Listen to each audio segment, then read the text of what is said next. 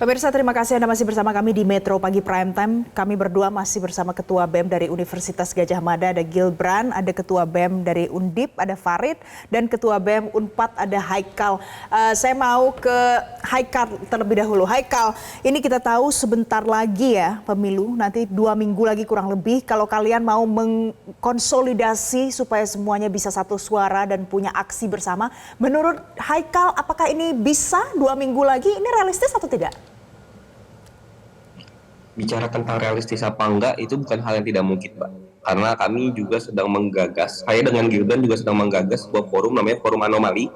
Kami sudah melakukan datang ke beberapa kota, mulai dari Sulawesi, Jawa Timur, Jawa Tengah, Jawa Barat, dan semua punya keresahan dan juga kesakitan hati yang sama, yaitu terkait pola demokrasi hari ini.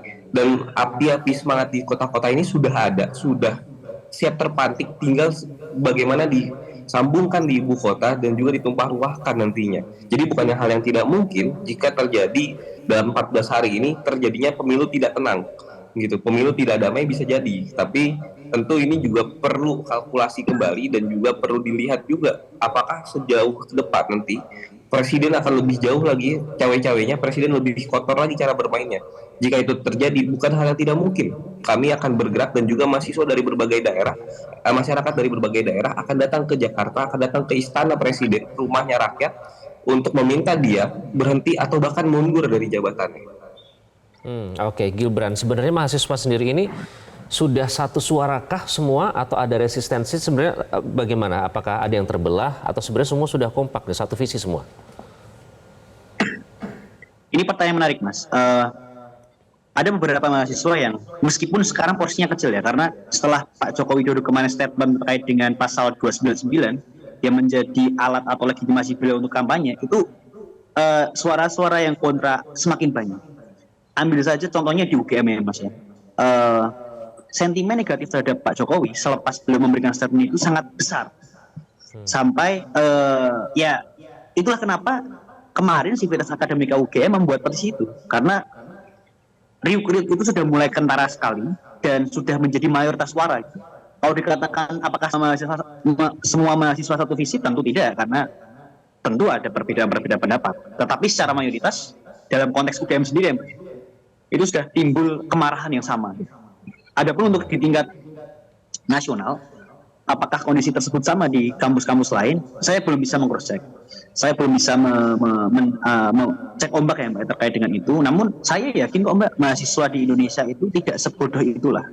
Kita tahu betul bahwa pasal 299 yang digunakan oleh Pak Joko Widodo ini, ya dia parsial. Dan digunakan hanya untuk presiden yang sedang mencalonkan diri.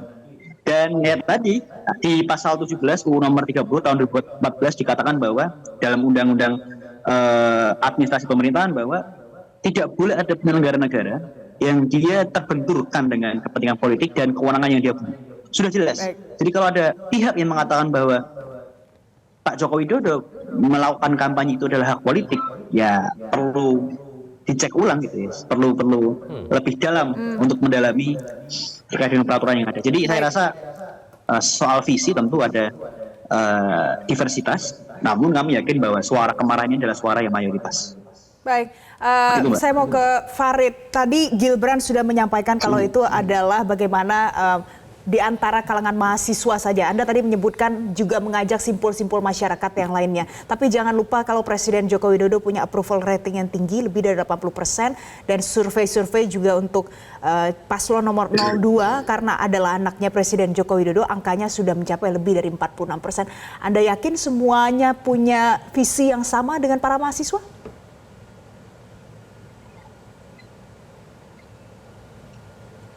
Oke, baik, terkait survei kepuasan dari kinerja Presiden Jokowi sendiri ya, mungkin kita tahu itu terjadi secara subjektivitas juga gitu. Bagaimana di kalangan masyarakat bisa menilai hal tersebut bisa diterima dalam beberapa hal. Tetapi pada faktanya saat ini yang sedang kita hadapi adalah bias antara Presiden sebagai pejabat politik dan juga pejabat negara gitu. Nah, hal ini yang tentunya kami menjadi concern kami gitu, untuk bagaimana kami bisa mengawal demokrasi itu hadir kepada seluruh masyarakat dan adil gitu, tidak hanya berpihak kepada salah satu pihak atau kepada salah satu golongan tertentu gitu. Nah, ini yang mungkin perlu kita upayakan, adanya keadilan, adanya kejujuran atau kedamaian dalam demokrasi itu sendiri. Dalam hal ini mungkin yang konteks yang sedang kita hadapi adalah pemilu itu sendiri. Itu mungkin kalau dari kami. Oke. Kita ke Haikal. Haikal, ternyata guru besar dan para dosen sudah terlebih dahulu ya menyatakan sikap tegas mereka. Keresahan ini yang sudah dirasakan terkait dengan situasi demokrasi yang terjadi di Indonesia saat ini berbeda dengan 98, keresahannya sama tapi dinamikanya berbeda. Nah, pertanyaannya adalah kapan? Jika Anda tadi bilang realistis, tapi tepatnya kapan, Haikal? Kalau kita mengukur pada hari ini masih masuk masa kampanye gitu ya, yang dimana tentu ini masih menjadi hal yang belum terlihat dengan pasti. Tapi ketika sudah memasuki hari tenang, tetapi ternyata presiden membuat itu tidak tenang, si presiden membuat itu tidak damai, ataupun aparat-aparat di bawahannya presiden yang membuat itu tidak damai, menurut saya bukan tidak mungkin di hari tenang itu jadi tidak tenang gitu, atau bisa jadi tidak damai, dan juga bisa jadi kami turun di jalan ketika hari tenang. Tentu ini akan menjadi PR besar gitu ya bagi kepolisian, bagi aparat negara untuk membendung nantinya, karena tidak akan terjadi pemilu damai jika presiden masih melakukan cawe-cawe hingga hari tenang nanti. Menurut saya sih di sekitaran tanggal-tanggal segitu, Mas. Lewat apa nanti kalian akan berkoordinasi satu sama lain? Terhubung, Mas, mahasiswa se-Indonesia itu terhubung dari berbagai aliansi, mulai dari ada BMSI Kerakyatan, BMSI Rakyat Bangkit, ada BEM Nusantara, BEM PTMI, dan lain sebagainya. Kita terhubung melalui simpul-simpul, dan juga terhubung juga dengan simpul-simpul elemen masyarakat lainnya. Jadi sebenarnya tinggal menyambungkan simpul-simpul, terutama pimpinan-pimpinan aliansinya, dan bukan tidak mungkin nantinya akan tersambung kembali dan juga turun ke jalan bersama. Baik, tadi sudah disampaikan oleh Haikal kalau ada rencananya seperti itu. Gilbran, ini ada salah satu mungkin dari masyarakat ya yang menyampaikan pendapatnya, yang mengatakan kalau ini sepertinya dengan situasi yang urgent seperti ini sudah banyak indikasi politik dinasti, walaupun terlepas dari orang puas dengan Presiden Joko Widodo, tapi sepertinya mahasiswa kurang galak katanya karena tidak ada aksi yang sampai sekarang ini ditunggu-tunggu, tidak ada tindakan nyatanya. Apa tanggapan Anda? Kalau bicara soal aksi, kita sudah melakukan aksi di selepas putusan MK, kalau tidak salah tanggal 20 Oktober ya kalau nggak salah. 16 atau tanggal 20 Oktober, teman-teman dari mahasiswa sudah melakukan aksi. Namun, gaungnya tidak sebesar itu. Padahal yang hadir di masa aksi, saya rasa mencapai angka 3.000 kalau nggak salah ya. Saya lupa ingat, tapi yang jelas sudah ada aksi. Gitu. Nah, yang menjadi kendala adalah sekarang, ini memasuki masa-masa regenerasi di beberapa BEM universitas, termasuk di BEM UGM. Gitu. Meskipun demikian, di akhir tahun kemarin kita coba untuk pantik dengan mengadakan diskusi yang saya rasa gaungnya cukup besar, meskipun ada timbul pro kontra di sana. Dan ada pun tadi sempat disinggung soal approval rating, saya rasa itu masih bisa menjadi ganjalan gitu. Kita terlalu fokus pada approval rating yang sebenarnya tingkat kepuasan bukan berarti malah tidak resah gitu ya. Apalagi kalau kita melihat tindak tanduk Pak Jokowi akhir-akhir ini, kayaknya kita perlu membuat sebuah nomenklatur baru, yaitu adalah moral rating. Kita mau tahu nih, kira-kira Pak Joko Widodo dengan segala tingkah tanduknya, apalagi ketika beliau merespon kritikan kami dari BEM UGM, menyampaikan bahwa BEM harus punya adab dan etika ketimuran. Sekarang siapa yang tidak punya etika ketimuran sekarang? Jadi saya rasa itu dasar atau alat perekat antara mahasiswa dengan masyarakat, bahwa perlu penyadaran yang lebih masif dan terekspansif bahwa ya kita jangan terlalu terlena dengan approval rating yang tinggi gitu. Kita perlu lihat juga moral rating beliau seberapa. Gitu. Moral rating juga harus diperhatikan. Pertanyaan yang sama untuk Gilbran dan Farid, tadi Haikal sudah menyatakan kemungkinan akan dilakukan pada hari tenang. Apakah UGM dan Undip juga akan melakukan atau setuju dengan itu? Gilbert. Kalau bicara soal eskalasi massa, tentu kita akan segera mengkonsolidasikan segercep mungkin, secepat mungkin. Adapun untuk perihal tanggal ya kita, kalau tadi Mas Haikal menyampaikan di masa-masa tenang, bisa jadi. Cuman kalau dari saya bisa lebih cepat dari itu. Misal dari konsolidasi yang kita buat bisa lebih solid dan bisa lebih cepat. Apalagi sekarang sudah tuntas masa regenerasi. Dan ya kalau boleh sekedar memberikan informasi, sekarang saya sudah demisioner dari jabatan Ketua BEM UGM dan sudah ada Ketua BEM baru. Jadi saya rasa mesin-mesinnya sudah mulai baru dan siap untuk mendebrak kembali. Oke, Farid, kalau menurut Farid, kapan ini rencananya akan dilakukan ya, Iqbal ya? Karena tadi kalau saya kutip lagi dari Gilbrand, sebelumnya sudah ada aksi di gedung MK ya tadi, ada sekitar 3.000, tapi gaungnya tidak seberapa. Mengapa gaung itu hanya sekecil itu kemudian? Oke, baik. Mungkin untuk gaungnya sekecil itu ya, karena di sini kita melihat ya tidak semua media nasional atau media massa itu menyampaikan atau meliput terkait aksi-aksi mahasiswa secara keseluruhan gitu. Nah, pun juga di sini tidak bisa semua mahasiswa atau semua kampus terlibat dalam setiap aksi gitu. Terlebih lagi kita perlu melihat konsolidasi gerakan di regional pun juga di kampus itu sendiri. Bagaimana kita dapat menjawab atau menjadi keterwakilan dari mahasiswa itu sendiri. Nah, terkait bagaimana dan kapan akan aksi dan semacamnya, tentu kita perlukan konsolidasi gerakan untuk lebih masif tentunya. Nah, tadi dengan menyambungkan simpul-simpul yang memang sudah ada sebelumnya. Gitu. Hal ini yang masih perlu dicoba oleh kami, kawan-kawan BEM Undip bersama kawan-kawan gerakan lainnya, tentunya terlebih kawan-kawan di Semarang dan Jawa Tengah gitu. Oke, baik. Terakhir untuk Gilbrand, Farid, dan Haikal. Sudah banyak sekali pihak yang mengingatkan, dan bukan orang biasa yang mengingatkan. Tokoh-tokoh negara, tokoh bangsa, semua sudah mengingatkan, tapi ternyata berbeda begitu dengan yang dilakukan hingga sampai saat ini. Nah, kalau nanti seruan ini tetap tidak didengarkan, apa yang akan dilakukan oleh teman-teman mahasiswa?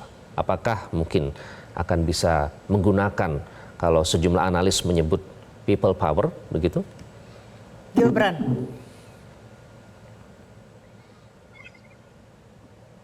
Silakan Gilbrand. Tentu itu menjadi salah satu kemungkinan yang bisa terjadi apabila jika dari pemerintahan Pak Jokowi tidak segera melakukan pertobatan gitu kan, menghentikan segala tidak tanduk yang minca-minca tersebut gitu. Dan ya sekali lagi gitu, apabila kita terlalu berfokus pada gerakan yang kotak-kotakan dalam konteks mahasiswa, ya kita perlu segera mencopot kotak-kotak itu gitu. Kita perlu segera menggandeng masyarakat secara umum dan pastikan bahwa gerakan ini bisa semakin masif. Dan saya rasa gerakan ini jangan hanya terhenti di ekstraparlementer. Kita juga harus memastikan bahwa intraparlemen yang ada di DPR, yang ada di Senayan juga punya political willing yang sama. Karena akan cukup percuma ketika gerakan kita cukup besar tetapi tidak ada political willing yang kuat di dalam parlemen itu sendiri. Karena kalau kita bicara di tahun 98 itu tidak hanya sekadar mahasiswa yang bergerak. Di sana ada menteri-menteri kabinet yang mundur, yang sudah mulai diinisiasi di sekarang ini oleh beberapa menteri. Dan ya mungkin kondisinya mirip-mirip, meskipun saya rasa dalam konteks suhu gitu ya, panasnya mungkin tidak sepanas 98 karena kita tidak punya ekonomi yang berdampak. Bagaimana Farid?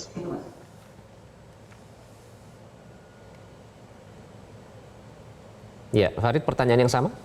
Oke, baik. Memang bukan tidak mungkin ya ketika Presiden Jokowi dan jajarannya tentu melakukan hal yang memang saat ini kami rasa dinilai sudah melewati batas gitu. Dalam hal ini juga tentunya perlu dimulai gerakan-gerakan yang memang menghadirkan gerakan besar atau tadi kita sebut people power itu sendiri ya. Nah, tentunya tadi sepakat dengan Mas Gilbrand sendiri bahwasannya perlu adanya gerakan dari intraparlementer itu sendiri bahwasannya agar supaya ya memang gerakan yang dihadirkan itu betul-betul mewakili keterbutuhan masyarakat gitu, bukan hanya golongan-golongan tertentu yang merasa dirugikan gitu. Karena sejauh ini hak demokrasi, hak untuk kita saling mendapatkan keadilan dan kedamaian tentunya dalam pemilu itu juga ya bukan hanya mahasiswa yang memang membutuhkan, tapi kawan-kawan yang mungkin ada di parlemen sana gitu, pun juga masyarakat-masyarakat atau elemen-elemen lain gitu. Oke, terakhir Mas Haikal, apa yang Anda lakukan kalau protes Anda tidak didengar? Ya, apa yang terjadi jika tidak didengar, tentu ini akan menjadi sebuah contoh yang sangat buruk dan sangat memalukan ke depannya. Bukan tidak mungkin people power terjadi Apalagi jika permasalahan bangsa ini bukan lagi hanya soal demokrasi, tapi juga menyentuh soal-soal ekonomi dan juga hal-hal primer kebutuhan masyarakat. Ketika kita lihat 98 juga ada hal-hal primer yang menyentuh permasalahan masyarakat. Bukan tidak mungkin 2024 ini juga terjadi chaos yang besar. Dan ketika itu tidak ditanggapi dengan serius oleh pemerintah, bukan tidak mungkin terjadi api-api amarah bukan hanya di ibu kota, tapi di seluruh kota-kota di Indonesia, seluruh daerah-daerah Indonesia. Dan bisa jadi pemakzulan ataupun penurunan presiden bukan hal yang tidak mungkin terjadi hingga akhir masa jabatan beliau. Baik, terima kasih Gilbran, Farid, dan Haikal. Tentu saja kita berharap semoga teman-teman terus konsisten dalam mengawal jalannya demokrasi di negeri ini. Terima kasih teman-teman. Jelajahi cara baru mendapatkan informasi. Download Metro TV Extend sekarang.